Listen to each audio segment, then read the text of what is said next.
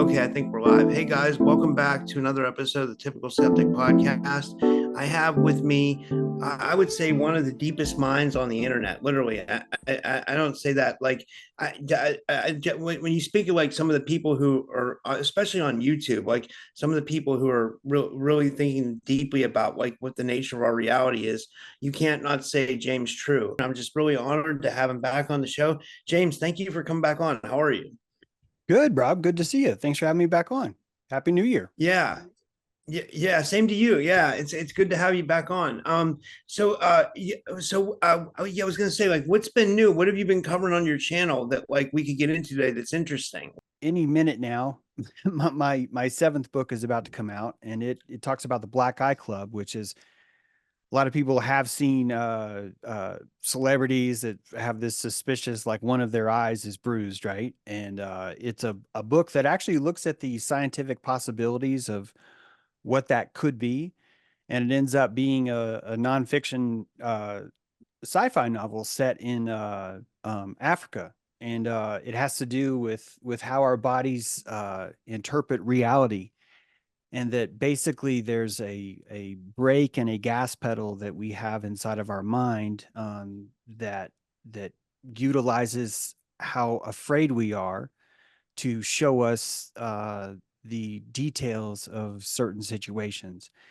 And if we were to reverse engineer this process or just even have a simple thought experiment about it, it would be very clear to see that some of us are going to see things that others are not going to be able to see, and that we might call these apparitions. We might call them UFOs. We might call them aliens, and that two people are sharing a simultaneous reality, but one person is seeing something that someone is not. And I've explained why that is possible and how that's possible in this book that's about to come out.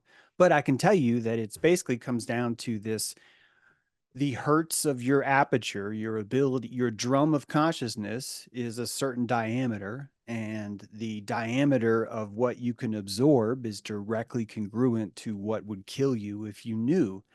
And so gamma rays, X-rays, radioactive rays, radiation themselves are things that would kill us if we were exposed to them. And that this is the same kind of information that carries such a heavy bandwidth of truth that it would burn our bodies, the filament would explode, and we would suffer from radiation poisoning. So all the truths that you have trouble accepting are giving you a form of radiation poisoning, and that radiation poisoning is causing an inflammation inside your body, which is secreting a chemical we call melanin, and that chemical is secreted and allowed to absorb the information itself, and it protects you from being exposed. So ignorance itself is kind of a epidermis that we use to stay alive in this world. That's so interesting. So the people that are out that are seeing, I always wondered that, like why some people see UFOs, why some people see paranormal stuff. So so you're saying it has to come down to actually comes down to our biological makeup. Yeah. Yeah. What our So appetite, what we're so capable of eating is going to be exactly what we digest, and what we can eat, we will not digest. We will just pass it on through. yeah, I've always wondered that because I mean, even if I think about the most basic things, I even get scared. I have a spirit in my studio here, and it touches me at night. I get freaked the fuck out. Excuse my Wow. language. I get That's freaked out. great. But it Yeah. seems like it's benevolent though. So I don't like. I've never did anything to like try to get rid of it or anything like that. You know what Yeah. I mean? It's Yeah. like I just let it go because I Oh, that's figured it's great. something. But Yeah. what do you think that is? Like, is that something? Have you ever looked into that? Like, what do you Yeah. think? Like Yeah. those Yeah. are. Yeah, I think it's technology belief. It could be blueprints of mind control, but I actually have a few chapters about this. But a lot I've even more that I've added to my understanding of this since writing this last book. Just because when you understand how the brain works, um, we actually have in our eyes. So there are afferent and efferent nerves, nerves that come into the eyes and nerves that go out of the eyes. And we know for a fact that there are signals that are coming into our eyes from our brain, from our thalamus, our hypothalamus actually, and are doing something to our vision. And what it's doing is it's secreting more melanin, and that your retinal wall has the ability to secrete melanin and absorb these things. And if you do not have melanin, if you are an albino, for example, or If you were dilated, you were going to see transmissions in your field and you're going to render them in the room somehow, and you're going to hallucinate the truth. I mean this in a very clinical way, the word hallucinate. You hallucinate the truth. I know that sounds crazy, but just hear me out. Yeah, you got to We explain that because, hallucinate like, in our vision, we hallucinate the truth because we've already sensed it through our smell. A half a second ahead of your vision is your smell, and your smell is being interpreted in a universal signature through your pineal. The crystals in your pineal, when your heart beats, it squeezes the pineal, boop, boop, and those crystals inside are squeezed together. People will try and say there's not a quartz crystal inside your pineal or that it's calcification. All that's fine. I'm literally talking about the sand itself that's inside. This is not something that happens to you over time, that there's actual crystals inside of your pineal.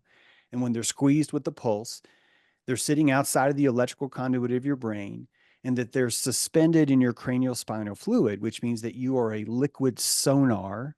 You're suspended in a liquid, and this is how whales, dolphins, how most highly intelligent mammals communicate. They utilize sonar to read their world. And so your cranial spinal fluid is an antenna. It's like an Excalibur, a sword of liquid turned upside down inside of your head, and your brains are surrounded in the scabbard of this. The atlas of the brain is suspended in this same liquid, and that liquid has a microphone, a sonar buoy. The submarines have them, ships have them. We hunt submarines with them. That is a sonar buoy suspended inside the liquid of your cranial spinal fluid, and that interprets the world. What happens with that raw interpretation is it's then pumped into your eyes through the afferent nerves, and a hallucination is painted onto your retinal wall to give you the closest proximity to a reality that you can handle and stomach. So, if a predator is in front of you that is so terrifying that you cannot even fathom that it's there, because if you were to fathom it, it would literally just, your radiation, it would blow you apart. Your eyes will not render that to you. You will not see that. And the idea of ghosts and apparitions are chemical plasma, information that's in the field, and that you are rendering where others are not rendering because you have a deeper drum and you're capable of seeing it. We call this shamanic vision. We call this drug addiction, believe it or not. A lot of drug addicts are simply compensating for how dilated their drum is and how much reality they absorb.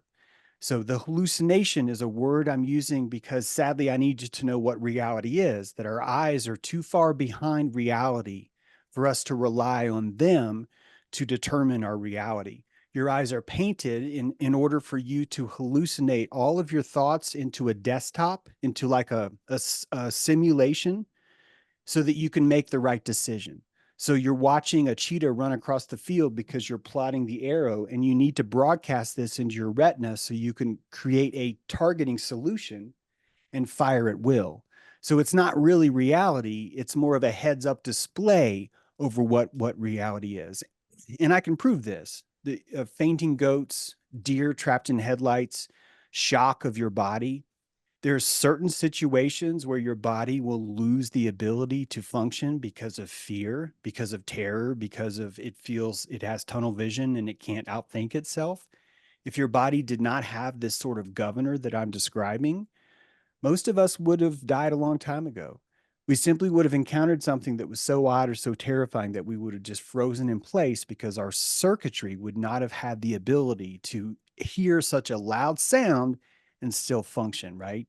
As if it's, imagine if you're trying to hear someone, but they're screaming so loud that the microphone's clipping and all you hear is static. If you cannot turn that static down, you're never going to be able to live in the world. So we have this throttling, this kind of gas and brake. It's melanin and dopamine, by the way. Melanin is the brake, but the gas pedal is dopamine.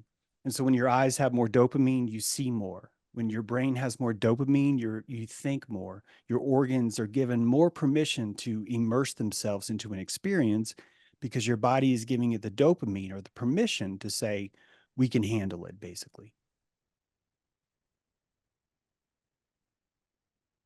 You're muted. you're, you're mute. Hey, Rob. Oh, sorry, I was saying my mic was muted, but what I was thinking about was this. I asked you about the paranormal, but how does this relate to, say, when somebody's free falling to their death? Like, say they're falling out of a plane and their chute fails, or they get pushed out of a tall building and they have a heart attack and they Mm-hmm. just die. Is that what's the biological breakdown? Is it the same? Is it because of the dopamine, melanin, or is it just because the heart? Or is it something in the senses that overreacts and can't handle it? So you have a heart attack and you just give out. You know Well, what I mean? Is it yeah. relatable? Yeah, I think so because all of us are going to bring a certain amount of deniability to our own death while it's happening, and that deniability is going to be more based on our ability to absorb the concept of what's before us. A gazelle, actually, one of the happiest moments. This is anatomically speaking, from what you can read out there. Anatomically speaking, the most pleasurable moment of a gazelle's life is when it's just been ended by a lion. The amount of chemicals that are flowing through it at the moment of its death are considered to be a very pleasurable experience. It has given itself permission to accept what's happening, and so the cortisol stops.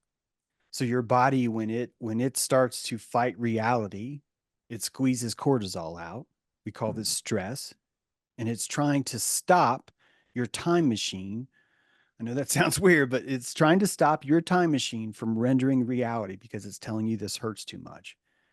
And when it says it hurts, it's hurts like HERTZ. It's hurts. The signal is too much, it's saying. The amplitude is too much. Stop it, stop it, stop it. So it gives cortisol. But once the body accepts what's happening to it, it doesn't give cortisol. It enters into parasympathetic mode. It enters into comfort mode. And it says, hey, man, you got more? So it asks for more color.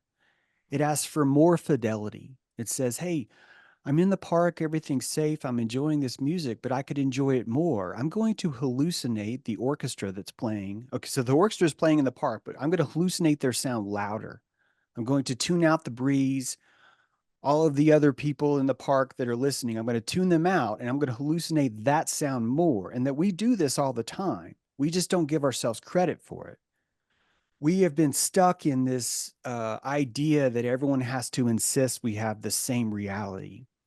And the entire time, all the bipolar people, all the schizophrenics, all the meth heads, all the people that are on certain drugs, all the shamans that have been here since before we even found these drugs have been telling you that reality is not what you think it is, that it is this multi-tiered layering, and that we see different layers of reality purely based on the amount of resources that we bring to our table. You and I can have a very different video game experience playing the same game if your video card is 10 times faster than mine. You're going to see a richer environment. It's going to make you better at the game. You're going to have an 8K monitor. Your mouse is going to be directly wired in. You're not going to have a wireless Bluetooth connection to lag it down. You are instantly connected, which means every time you fire at me, you're going to be able to fire faster, which means our eyes are not really here to give us reality. They are here to paint us a hallucination, a picture, so that we can reflect on the things that we were comfortable enough to accept while they were happening. The rest is dissolved in the melanin. It's not just your eyes that have melanin, even your ears, inside of your ears, the inner ear, the cochlea of your ear, the cochlea, some of you might call it. I don't know, whichever one you call it. Inside of that, where light never shines, you have melanocytes, these receptors that disperse melanin, and that melanin absorbs information. We're making computer chips out of melanin now. That melanin is such a powerful, potent chemical that we still don't even understand it. We found melanin 18 million years old that's still intact inside the bellows of a prehistoric squid that used it for ink to outrun their prey. That melanin is still there, and check it out, it still holds a charge. There's something really magical about melanin because it's able to remember something. And that when you So I got a give, question. yeah, go ahead. I'm so sorry. So are people that are more melanated, do they have more abilities? Is that a dumb question?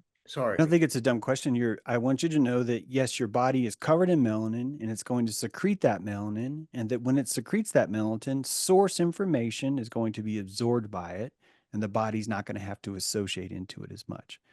What that means for you, as far as if someone has more melanin or not, really what you're looking at is how much melanin they're showing to you in their skin and their pigments. So all you're really seeing is how much of a facade they have over their outer shell.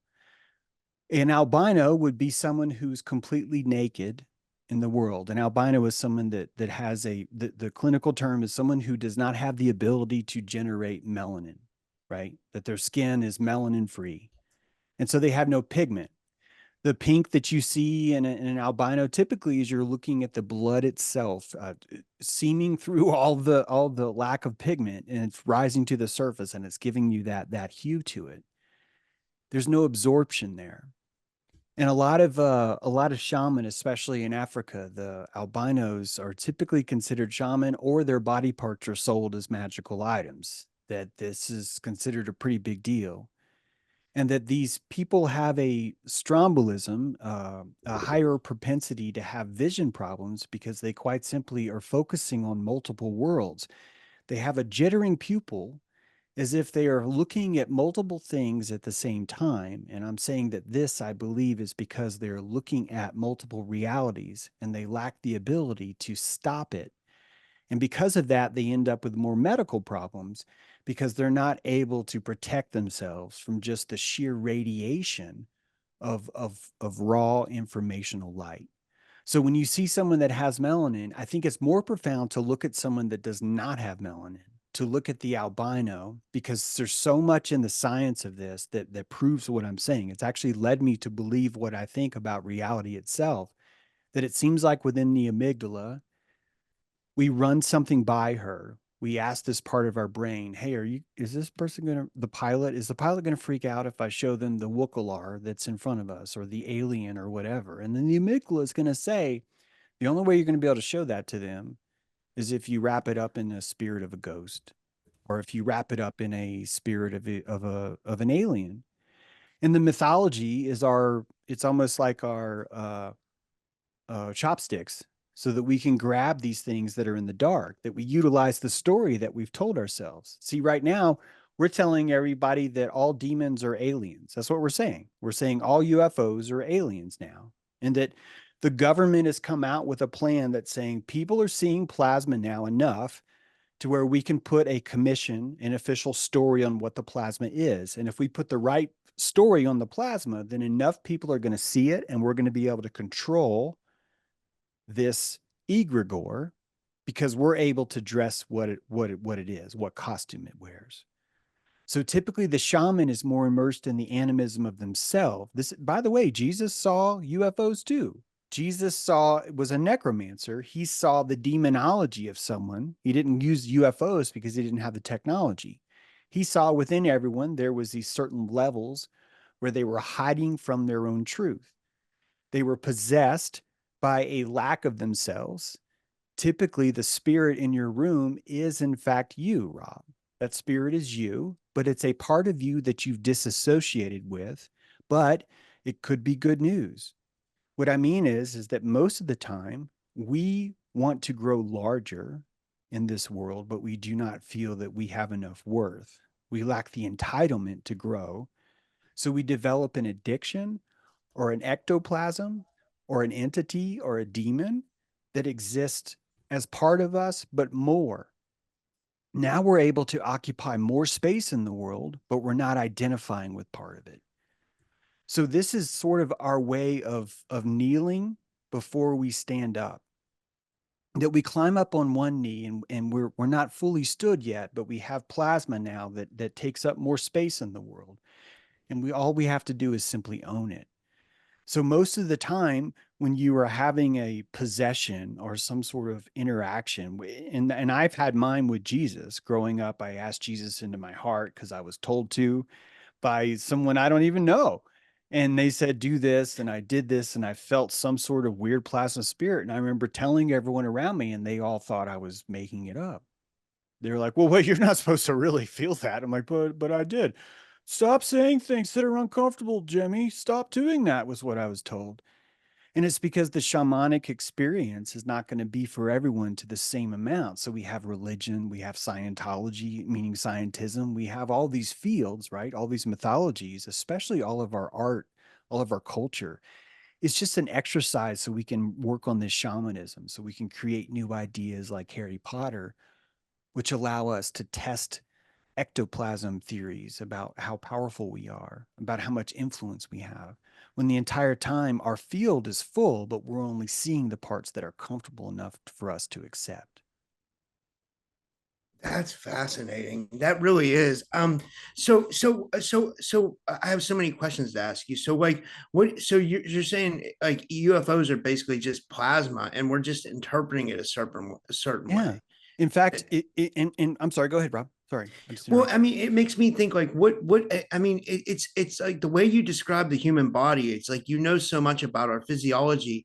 It seems to me like we're like the human body is like this amazing supercomputer. And when you think about it, we've been gifted this life. It's like when I hear you talk about like our physiology, I'm like, holy shit, like we've been gifted like a major like to be in this meat suit is like a major gift. You know, it's like we have a supercomputer living inside us. So like I can't understand how somebody would want to go ruin their life with addiction or something like that. But I do realize at the same time it's not always their fault. And I don't mean to go off on a sidebar here. I'm just because the way you talk about the physiology of the body, it makes me really start thinking about this kind of stuff. You know Yeah. what I mean?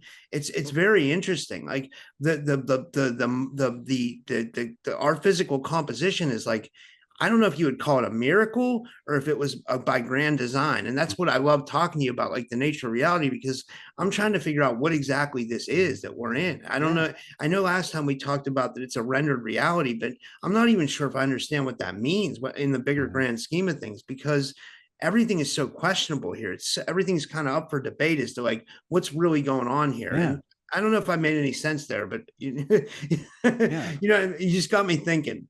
Well, the I think the key is to recognize that it's a miracle. I think that our enthusiasm is what decodes the most mystery in this world, because the enthusiasm ends up stabilizing the cortisol, and you end up dilating more. You sink in to the comfort of it. When you're first on a roller coaster, some people are going to really enjoy roller coaster. Other people are going to be terrified. And some people are going to be able to move between. Some people are going to be scared at first, and then they're going to be able to sink into it more and trust and say, I can enjoy this. And that you get to pick. You get to be anywhere on the spectrum, but no matter what, you're going to be on the roller coaster because this is life. You're being digested by time. We're being digested by time. And it's such a scary thing because there's nothing we can do. We're moving through an intestine of a great snake called Maya. This newt, this entire world is, this all is the inside out of a creature that's so large that you and I do not have a drum, a consciousness big enough to fathom what it looks like, Rob. That's really what's happening. And since we cannot fathom what it looks like, we're going to render. This is not, I'm not using the word simulation. I think simulation is a massive flaw. Anyone implying a simulation is implying that there's something real outside of ourselves, which we don't know, A. And B, this is a simulation of it. It's a copy of that. And I don't know that either. These are two really huge guesses, which actually imply that the importance is not here. And I believe that when you're trying to say the importance is not here, it's because you do not want the responsibility of what's happening to you. So most of our theories that we embrace tend to be more escapism that are in drag instead of understanding what's really happening. If you look at the mythology of what a UFO is, of what an alien is, we have tailor designed an mythology and archetype. I mean this in a real way. We've tailor designed an archetype that makes us comfortable enough to accept that there is plasma that is bigger than us. An alien has no genitals. It cannot rape you. An alien has no body hair, so there's nothing about it that is wild. There's nothing about it. It's like I'm a werewolf of the creature of the night. There's nothing about that at all. It is shorter than you. It does not have muscle tone. It is the cleanest butler you've ever seen. It's a silver butler. It's dressed in a way where I'm here to serve. It has kitten eyes. It has the largest eyes you could imagine, which give you defenselessness where you're like, oh, look at the kitten is coming for me. It lacks nails. It lacks claws. It lacks teeth. It probably runs off photosynthesis. You probably charge an alien on a wall charger. They are the most plant based, softest, supplest kind of innocent creature that we can come up with. And we've come up with them because it's the closest we're going to be able to swallow this pill, that there is energy outside of what our parents could see that we are starting to see now. The radius of our drum is growing. We have new colors now, like purple and violet, that weren't there before. We're seeing more channels on the television than we've ever imagined possible. We don't even have the word television anymore. Our expansiveness has grown so much. And as a result of that, we have no choice but to render hues of reality that were not there before. And we need mythology to place them so that we can simulate them inside of our conglomerate and not freak the fuck out. The reptilian is a creature. This is the scary alien. And I want us to think about this a moment, because the reptilians that we all imagine and talk about, I believe, are real. And I want you to know what I think that plasma is. That there's a reptilius, there's a star that is, I'm making this up, correct me, 3 trillion light years away. There is a star called reptilian, Zeta Reticuli, excuse me. Sorry. And that in the location of Zeta Reticuli, we have imagined that this is where the reptilians came from. We've said they came from here. And they're here now, and they're controlling our governments, and they're controlling our governments in an underground bunker, and that none of us what's going on.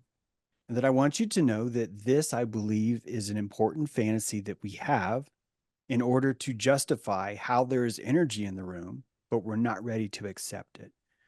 If we're not ready to accept the energy, we say it's from very, very, very far away, and we call it evil. We declare it spam. We say it's gross. It's not us. It's the antithesis of us. And that's how we create distance. We say you're away. So the reptilian concept is us admitting there's energy in the room that's greater than us, but it's super far away and we don't relate to it all, and it's not us. When in fact, I believe that your reptilian brain is the zeta reticuli, that your reptilian brain, your brain stem, is a living consciousness, and it's there for you. But we look at it as a reptilian overlord or an underlord. We think it controls all because it controls all. It's at the heart of your operating system. It's at the very cusp of reality. It sees more reality than you do. It's able to phase in and out because it doesn't have to hallucinate. It's listening to your smell and your smell alone. So it's purely reactive, reflexive. We recognize now for the first time there's this reptilian identity that's not quite us. It's called the id, the ego, and the superego, right? The id is this reptile. We have to put it in the room because we can see it now. So we declare the reptilians as the perfect archetype, the perfect mythology, to where now we can have this concept in the room and we don't have to freak out. So all this is emergence. I hope that makes sense, Rob, that all this is just emergence. I'm not here to tell you this is what it is, right? I'm here to tell you that we're painting it this way. And we're painting it this way because we're getting more and more comfortable accepting the truth that's always in the room. Yeah, it's fascinating. It really is. It's a great other perspective. We did have one question from the audience, and I think it was because you were talking about like our biological, makeup, and what the question was um from Shiba Winu. She said, I just wanted to hear if you had any insights on my epilepsy. But then there was a follow up, I think, from one of your fans. The Gnostic chef said, James has spoke of patients that receive brain surgery they do for patients with severe epilepsy. Yes. So, Yeah. My book is actually about an African albino who's controlled through epilepsy. She's controlled oh, through epilepsy because the epileptic is in emergence. Someone is coming fully online, and their brain is overreacting from the storm. The tempest in the storm is probably from the dilation of them seeing a drum beat that hits so deep that it disrupts their entire operating system. It's in a way, not in a way, I look at it as a shamanic ability, but it's a handicap until that person is able to fully digest and swallow what they're hearing. Otherwise, they're going to be forced to take medication to just try and shrink that drum. That the medication is going to sense when you start to dilate, right? It senses when the storm starts to build, and then it starts to interject something that will kill that instead. The same thing happens with addiction. Actually, just released a principles of addiction on this, because I think addiction is actually related to this idea of you have an appetite for more energy because you deserve an appetite for more energy. The issue is that how do you swallow that? Because epilepsy would be at the top of like the worst ways to try and swallow this versus Yeah. Plus, being I just addicted. wanted to interject, James. It's like people can actually die if they don't take, like, Yeah. I don't want to lead anybody the wrong way. I'm not saying you are. I'm just saying, like, I've heard, I know my dad, or not my dad. I mean, my friend, I have one of my best friends.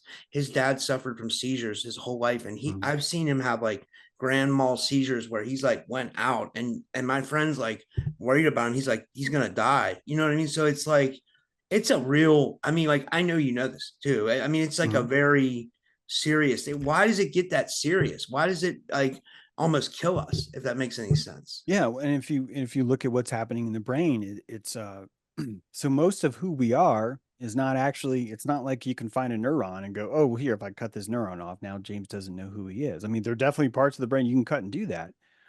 But when we really understand who we are, most of us are, no, I'm sorry, not most of us.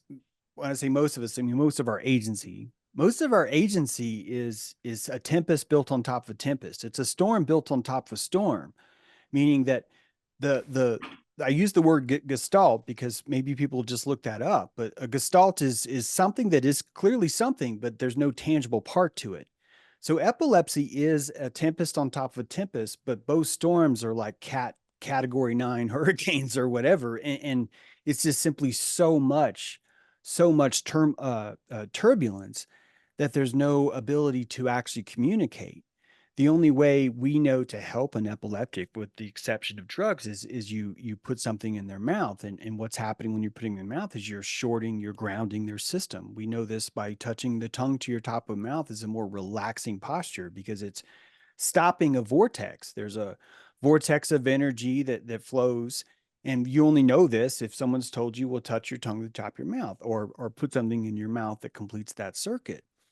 We have only just recently even admitted that the heart seems to be running more from an electrical pool. We've been saying for decades it's all hydraulic, that that the heart is pumping purely from suction. And we've discovered no, that's not it at all. The suction is actually a, a subsidiary of the electron flow, that it's an electrical system. And epilepsy is the same thing. A thought triggers a thought, that other thought triggers another thought, which has no choice but to trigger another thought, and that thought triggers another thought, and that those triggers are all unwrapping, and that when they're unwrapping, there's a scripting language of your brain that automatically says, look, if you ever come to this neuron and ask me to recall something, I have to run over here and I have to run all these neurons to recall that. Then I have to run over here and I run all these. So you're looking at a brain that's running on high definition inside a 1920 by 1080 world.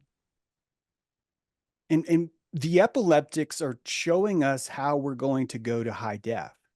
They're showing us how not to. They're like, don't do this because I just fucking died.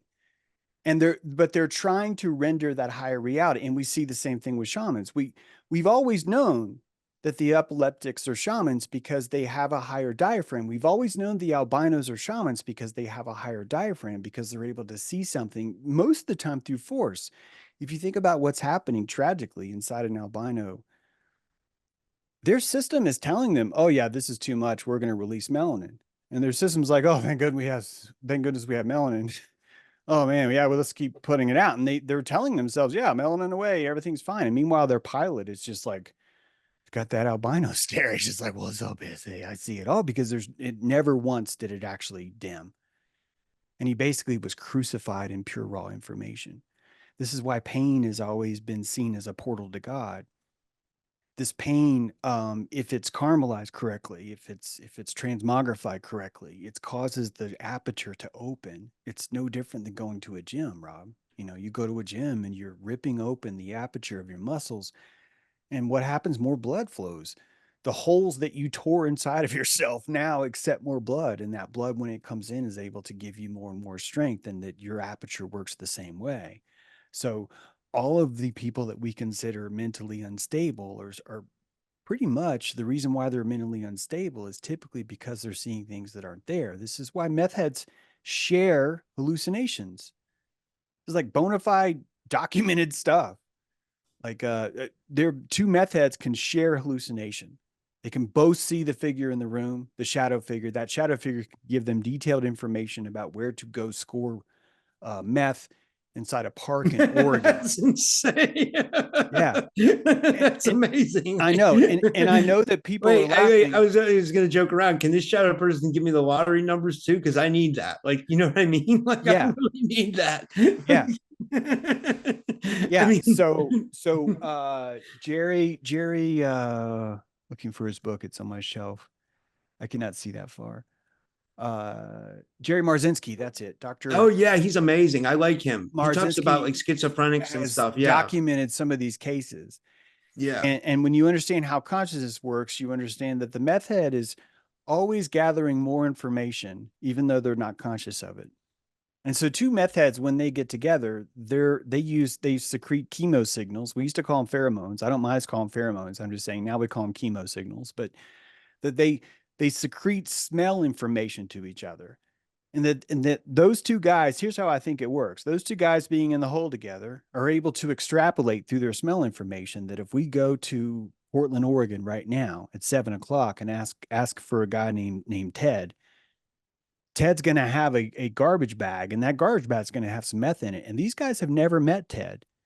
One of these guys has never been to Portland. The other's been to Portland, but he wasn't there to see Ted. And that somehow by being alive in the world, right? If you think about it, it makes sense because you're always collecting information.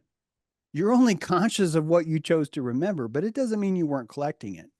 So probably what's happening is these meth heads are savants at finding crystal meth. They're fucking geniuses at finding crystal meth. And so they're looking at all the chemo signals that have ever been through their system, right? And they're able to formulate and triangulate and literally compassionate where would be the best place for us to score meth. And collectively, they find out. And as Jerry tells you in his book, these guys stole a car, they went to Portland, and they did this, and they got meth. They got meth.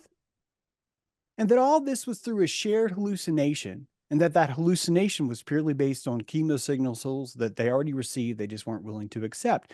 The spirit that's in your room, Rob, is the same thing. It's the same thing.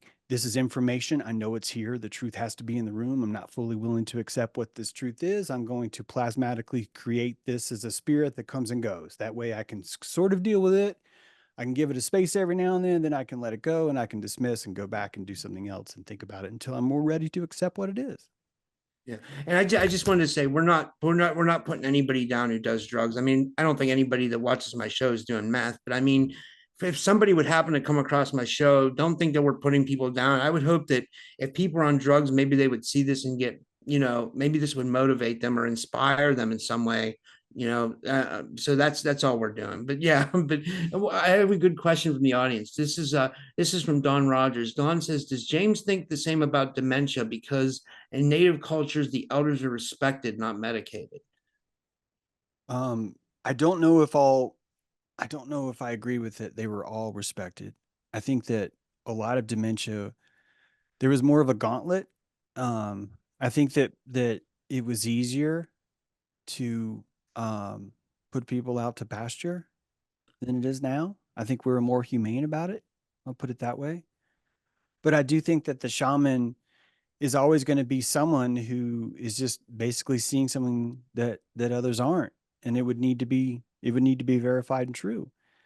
Dementia, I think, is giving us more of a clue about how our brains actually work than it is necessarily showing you someone that has a thicker dilation. Dementia, I think, is more akin to sleepwalking, in that all of us know that when someone is sleepwalking, I'm sorry, all of us may know that when someone is sleepwalking, there's a higher propensity for violence. If for whatever reason, if you're sleepwalking, you're supposed to not wake someone up. And the reason why is because you will end up in a violent fit. And I think the reason why is because when we look at levels of consciousness, we understand that we're gestalt on top of gestalt. We're agency on top of agency on top of agency on top of agency. And we forget how high we are stacked. And personally, I just think dementia is more of just the crumbling from the top down, whereas schizophrenia and bipolar disorder is more of an antenna that's just risen way too high up in certain areas. And so it dementia seems to be more of a what happens when you lose congruence in a certain level of the soil. How much does the rest of it collapse? And you end up with some pretty violent behaviors, which are not necessarily reflective of the morality of the person. They're just showing you that underneath these different layers, it requires a reptilian. And the reptilian is going to be a spirit that's going to be more inclined to eat its own child, for example, because that's what reptiles do, right? And so the reptile had to develop the skill to remember long enough. Wait a minute, that one's my kid. I'm not going to eat that one. And that in order for a reptile to do that well enough, it took a lot of practice. And so when we're watching the when we're watching the natural blooming, because I think when we die, it's just a form of blooming where our rose is just, you know, everything here, every vegetable here, and we are just really complicated vegetables. Really, every vegetable here goes through a ripening process, and then that ripening ferments. It goes into a different state. And so dementia, I think, is just showing you that all the different layers that are finally able to be exposed. So I think it's both. I think some schizophrenics are the same way. You know, it's just different layers of this. Some are deteriorations, some are not. I do not know of a crystal meth addict though that's able to maintain the sense of trust and see the world at the same time. Most of them, I think, are end up losing it quite simply because they're hijacking something else to show them. And so they're already admitting that they don't hold the diaphragm for that they need this other thing to give them the diaphragm. And so that ends up creating this necessity to rely on something else for the diaphragm, which ends up keeping them away from it.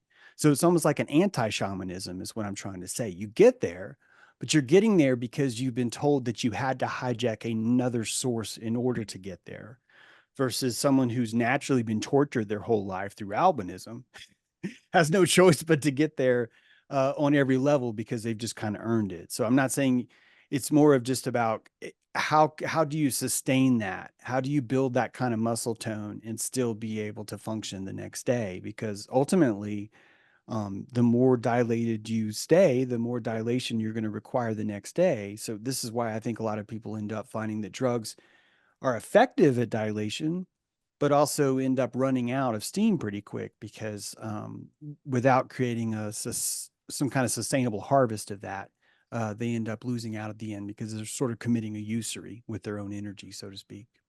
Yeah, I got a really good question to ask you about. I'd love to get your opinion on a couple things, but I thought we could maybe group them together because I think a similar thing might be going on. I was going to bring up the DMT experience or even Mhm. shrooms, like a psychedelic experience, the dream experience or dreams, and then the near death experience or shared death experience. Like Yeah.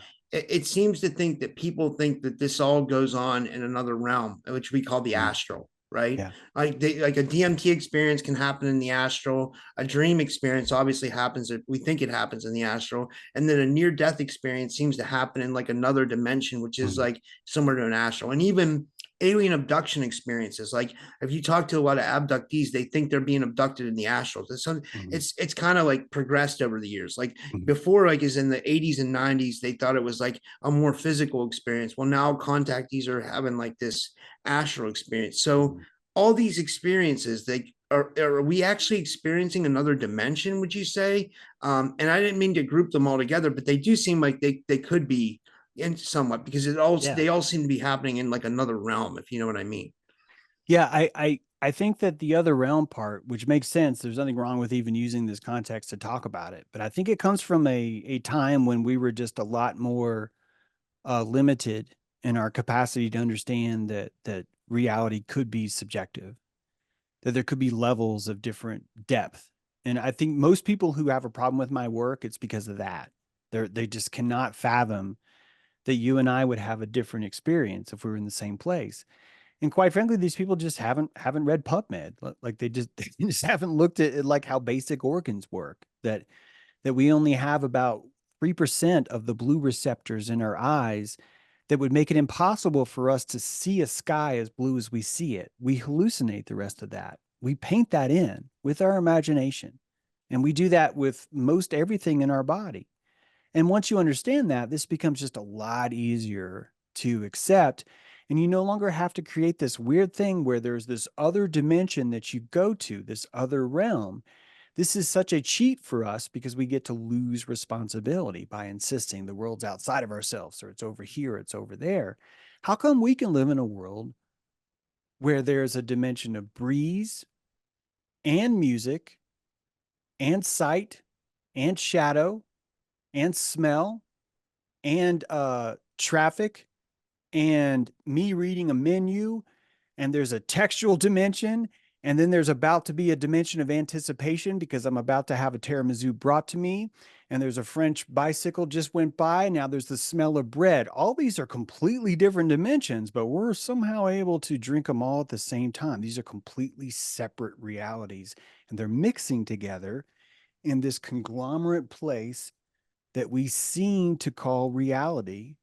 And if you look at what that is, all you have to do is just simplify what we know. And you could think about this place as a rastered place that shows us the exact depth that we are willing to accept is there.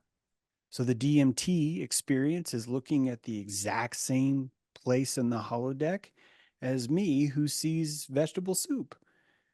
Both of us are looking at the same thing, but we're having a different depth of experience in that same place. The same way you and I would be in this French bakery I just described, and one of us is obsessing over the smell of that bread, and the other is obsessing over the sound of the music that we hear down the street, and that those are very loud for each of us, but neither one of us could really pick a one central thing that's outside of ourselves and say this is the reality of it all.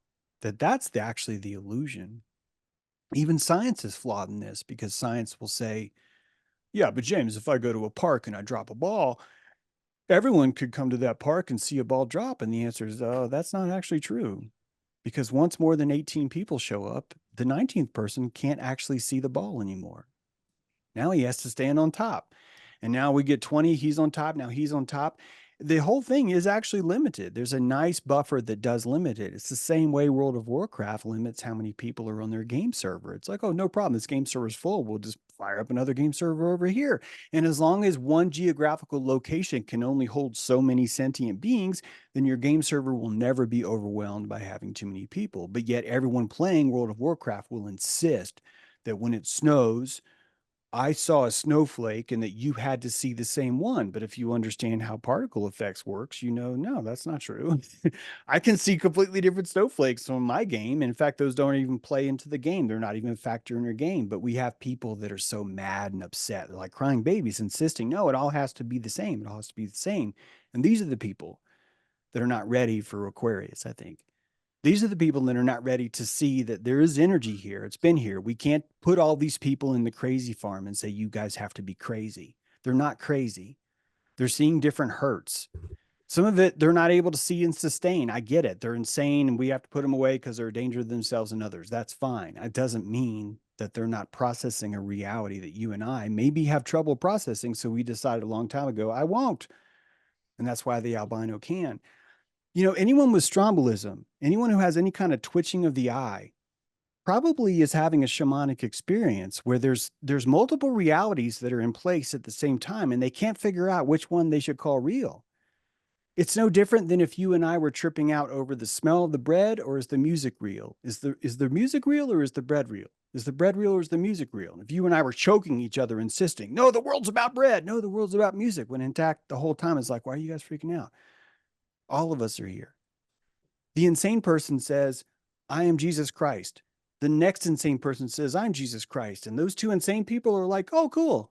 We have a lot in common. But if you and I are sane and I say I'm Jesus Christ, you're gonna say this guy has to be on pills. James needs to be on pills. because he's saying he's something that he's not. And I'm just saying, if you just look at how all reality works, all this works the same way. We've literally let the government tell us, here's what our energy looks like. It looks like nuclear bombs. It looks like green men from outer space. It looks like X-Files. And now every single thing that's ever been dictated to you through sci-fi since 1940, we are now going to say, you're going to watch it unroll. We're going to say that this is real and that this is the costume that this new energy is going to wear, and everyone's going to believe it. And I'm going to be called crazy because I don't, because I'm saying, I think that the energy is real, but I think the essence of what it is purely based on what's comfortable for us to absorb. So we put it in the costume.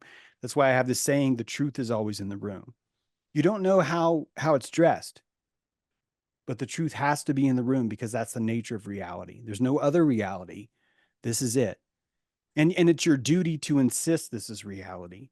Because if you start to buy into this whole escape the soul trap, you're all you're doing is losing your responsibility here, right?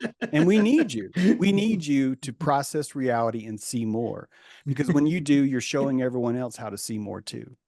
You crack me up because I do see a lot of those videos, and I've had people on my show, and I've asked people, I was like, do you feel like we're in a soul trap? So like I do see that, and I hear people say that. Yeah, So it's an inflammation. Yeah, and I get it. They're afraid, right? But also, guys, we have work to do. We have work to do. Stop being afraid, right? yeah. Even if it is a soul trap, how does that even help? What does that even mean? Because guys, we haven't even had, I don't even think soul's a real word anymore. Soul came from a time when you and I didn't know what radio was. When you and I didn't know what a radio, the fact that there's a wireless signal somewhere, you and I insisted that the way things move is through a soul. And we created this effervescent smoke spirit. And we declared it a soul, and all things have to have this soul that's inside of it. But now we have more compassion for the world. We know that vegetables are real. We know they're alive. We know trees are alive. We know that every spirit, every single thing, even a river, has this sort of pneuma. So even our concept of what we think is real is really based on this materialistic concept where only humans are real, dogs are kind of half real, but only if you're a good dog. And then if you get to be a good dog, then you get to go to heaven. But hey, fuck you, cats, you can't get in. And the rest of us are like, why can you not just accept that all of this is real, that all of this is alive? Get out of the caveman. Stop that whole crap about everything's evil or everything's a rock or everything's solid. Welcome to Aquarius, where you see the essence of everything. Most things that are alive are moving because motion itself is life. Motion, chemical, all, all, all, all effervescence that's expressing some kind of calligraphy would have to be alive. What's confusing us is that we're so completely saturated and surrounded by life that it freaks us out. So we've decided to try and declare it all dead. Everything's a matter. All of you are matter. That's all. You're not real. And that's what we would do when we first are immersed in a world that freaks us out. We've been here long enough. It's time to abandon that. When we look at things that scare us, we're looking at ourselves. We're looking at the thing that scares us the most, which is who we truly are. Yeah, I have two questions, and before we finish up, because we almost be on out, but I have time. Because I think these are important questions. I was going to say, going back to like why people are seeing stuff. Well, you said we're painting most of our reality, like we're yeah, I can't remember how you said that, but like I know it's because our eyes only see like 3% of what the electromagnetic light spectrum, and then you said the rest were kind of like painting our reality. So I was going to say, are we actually seeing out of our pineal gland? Is Yeah. that why we dream so vividly? Yeah. So if that's the case, why can't blind people see out of their pineal? Or is it what's the Blind confusion? people Or do. what? Yeah. Yeah. There's actually not a case of anyone who's truly, truly blind in the sense that they see nothing at all. Every single person that suffers from sight, even legally blind, sees something. And the reason why they see something is because your eyes are a holodeck. It's rendering that information. When you go to sleep at night, your retinas keep growing, they keep burning, and that your brain uses that in a dreamlike state to allocate and solve issues. When you're reviewing something, you're going to need a space to separate all of the elements so you can compassionate a simulation, right? So if you're like, how did I miss the baseball right? Like today, when you went to bed that night, earlier today, you were playing baseball and you missed, and it was important. The bases were loaded and you didn't get the girl, and the hot dog tastes terrible. And so now you're reviewing it all. You're not going to be able to review that much physics without some sort of simulation environment to move the stuff around. You're going to be able to replay it in your mind, and you're going to need some sort of retinal holodeck. And this is what your eyes are. You're going to need a retinal holodeck to replay these things in your mind. This is your phonological loop. It's built into your brain, and that your brain needs some sort of visual cue so you can see these things. And it works. Your eyes are a great tool. I'm not here to tell you your eyes don't count. I'm here to tell you that your eyes are running a half a second behind, and that we tend to think that that's all of reality because we're brand new in our cockpit. And honestly, the radar monitor is so pretty that we never thought to look out the visor, that the windscreen itself is right there. Reality's right there, but the sun is so bright, we'd rather just keep our head down and look in the screen because it's just all green, green and black. Green blip, black, right? I only have to worry about green blips. I have to shoot them. And if there's a blue blip, that's my guy. I don't shoot them. And that we start with that kind of reality because that's the simplest. And just as we get better, we just find that there's more. We're just noticing how deep things truly are. We're doing great. We really are. But we freak out a lot. So we have these weird inflammatory responses to stuff. Yeah, I was going to say my last question for you is what do you think is going on with psychic ability? Like I'm talking about like true psychic ability, like Yeah. stuff that's hard to be explained, and like even stuff like our toroidal field, like when someone's coming up from behind you. Yeah. I guess that's different. I mean, well, no, it's still like a sixth sense, right? So I was going to say, like, what do you think? I mean, is it, or would you say that psychic ability is just another sense that we have that maybe humans haven't fully discovered Yeah. or So your evolved or pineal, yeah. So your pineal, because your pineal is able to be squeezed by your pulse, and when it squeezes, it sends out a vibration. Those vibrations come back, and you now have a complete sonar picture of everyone, and you don't have to be looking in a certain area. So when someone comes up behind you, your pulse can sense them. And the ion channels in your skin have dilated holes, and those holes are directly wired into your nervous system through pilation, piloerection. When the hairs stand up on your neck, that is the electrical signal of something being received that your body is paying attention to. That's why it's giving you something to visualize that something just happened. An alarm just went off that typically you ignore. So it raises the hairs on the back of your neck. You sense that someone is witnessing you because your pineal sees them. Your pineal sees it first. This is instantaneous. And then the second that happens, it's routed to all of your senses. All of your senses receive data from your pineal. And if you look in anatomy, you will notice what I found, which is that none of us actually really understand what's wired to what and which one's first, because everything's so intrinsically bioconnected. It's asynchronous that it's almost impossible to really separate each at all. Yes, we can actually pull your pineal out and that person functions, but we do not know if that person functions on a soul level. We do not actually know if their consciousness is what we think it is, or if it's simply an autopilot that takes over once that pilot hole has been removed. We just don't have the ability to prove that. This is why I tend not to tell people what reality is, because I think reality is what I'm rendering it to be right now, because it's the only thing I have access to. So I'm able to see things you aren't only if I'm more comfortable with my instruments. And what is an athlete? An athlete's someone who has complete trust in their inner reptile. They trust their base response because the twitch mechanisms, right? Their twitch muscles literally work faster. They work faster because they are more associated into that. They accept their inner reptile. They are partners with that. And because of that, the information the inner reptile is giving it, they're able to render more on the screen. A dog sees in black and white and renders smell and color.